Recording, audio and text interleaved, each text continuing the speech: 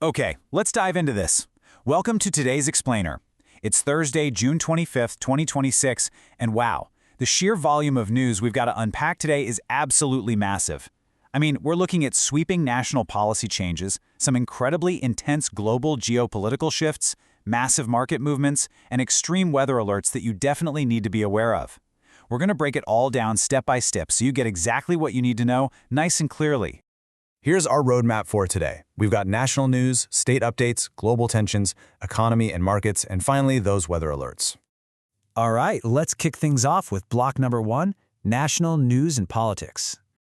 So, today is a day of major shifts. We're starting with historic observances like Samvidhan Hatya Divas and International Seafarer Day. But right alongside that, we're seeing active unrest. The Congress Party is launching these massive, nationwide youth protests over the recent exam paper leaks, and it's all building up to a huge Delhi Chalo campaign in August. Now, in a direct attempt to fix those exact leaks, the education minister just announced that the next NEET exam will be shifted entirely to a computer-based test, a CBT, to hopefully put a stop to these issues.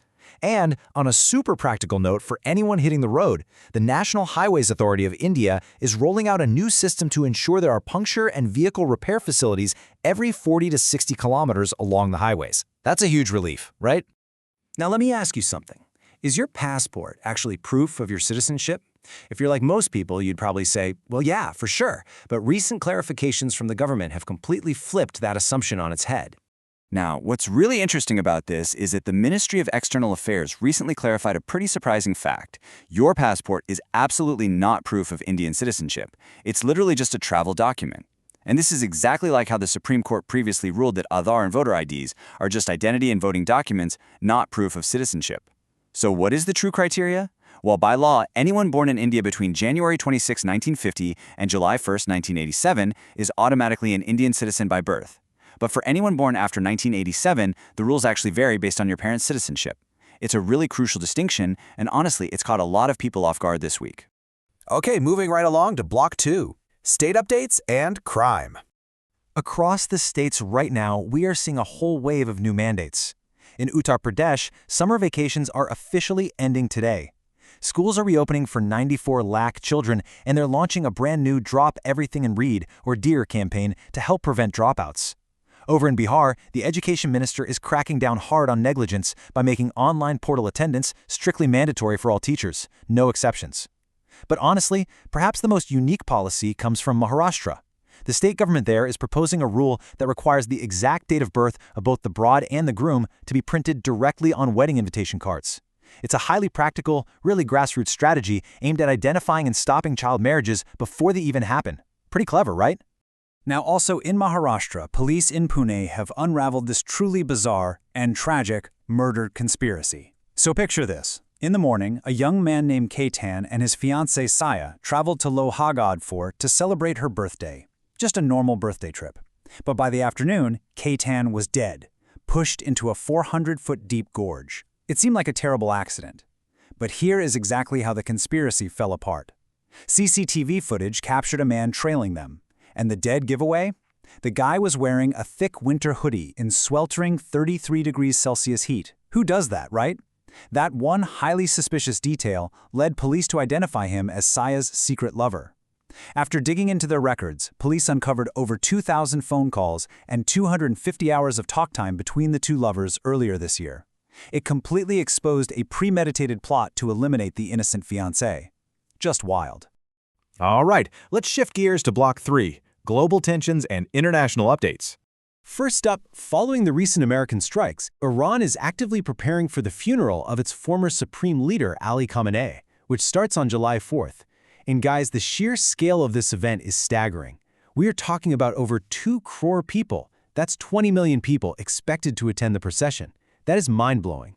Iran's president has officially extended an invitation to India's Prime Minister Narendra Modi to attend the ceremonies, which really highlights India's incredibly delicate diplomatic position in the region right now. And speaking of delicate diplomacy, the completely contradictory rhetoric surrounding the newly signed U.S.-Iran peace deal is just fascinating. On one side, U.S. President Donald Trump is out there publicly claiming that Iran has finally shown respect to an American president. But compare that rhetoric to Iran's official statements. Iran is loudly declaring that the Islamabad agreement is actually an American defeat. They're claiming they forced the deal entirely on Iranian terms. It's pretty clear both sides are playing heavily to their domestic audiences here. And this brilliantly illustrates just how fragile this so-called peace deal actually is. The International Atomic Energy Agency, the IAEA, stated that inspections of Iranian nuclear facilities absolutely must resume as part of the agreement. However, Iran flat out rejected this. They stated, "We will not allow inspectors access to our nuclear sites that were attacked." And in response to that, Donald Trump has already threatened to just tear up the agreement entirely and resume hostilities if those inspections are blocked. So, things are very tense. Meanwhile, adding to the global chaos, a massive bombshell report from a Brazilian journalist has surfaced. This report claims that Israel's intelligence agency, Mossad, actually plotted to assassinate the Pakistan army chief while he was in Switzerland for peace deal talks. According to the report, the plan was only aborted after direct threats from Pakistan. It's a completely wild espionage claim, but it perfectly showcases the incredibly volatile state of global security right now. Let's bring it back home for Block 4, Economy, Markets, and Inflation. If you've been grocery shopping recently, you have absolutely felt this. A weak, delayed monsoon, combined with the El Niño effect, is directly driving up the cost of daily vegetables. Standard green vegetables that used to be around 15 rupees a kilo?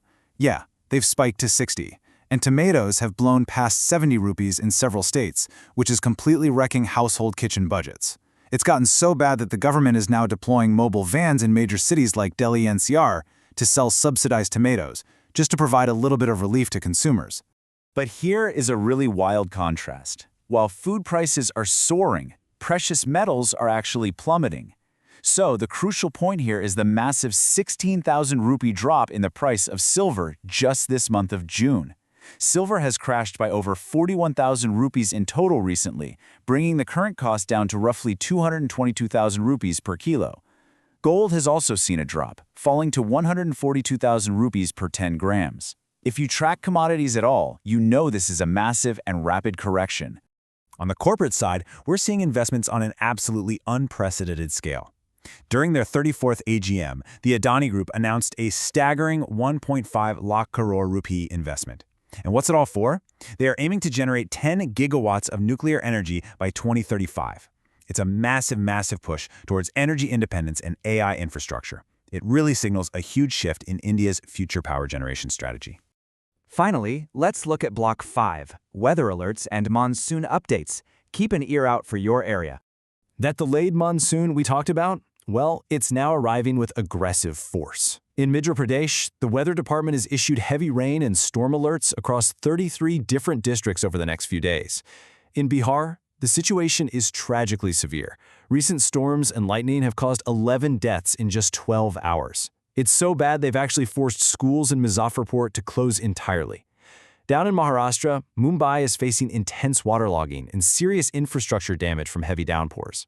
And over in Uttar Pradesh, there are red alerts active right now in 7 districts due to severe thunderstorms and falling power poles. Please stay safe out there. And if you have family abroad, or if you're planning international travel, you need to note these warnings. Across Europe, specifically the UK and Italy, governments have issued absolute red alerts due to a brutal, severe heat wave, strictly advising people to stay indoors. Meanwhile, over in the USA, there's been a massive legal shift.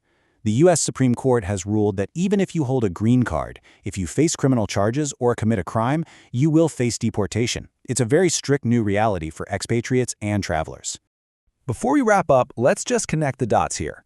From fragile international treaties to climate-driven inflation hitting our grocery bills, today's news really shows how deeply connected global events are to our local reality. So, here is a thought to leave you with today.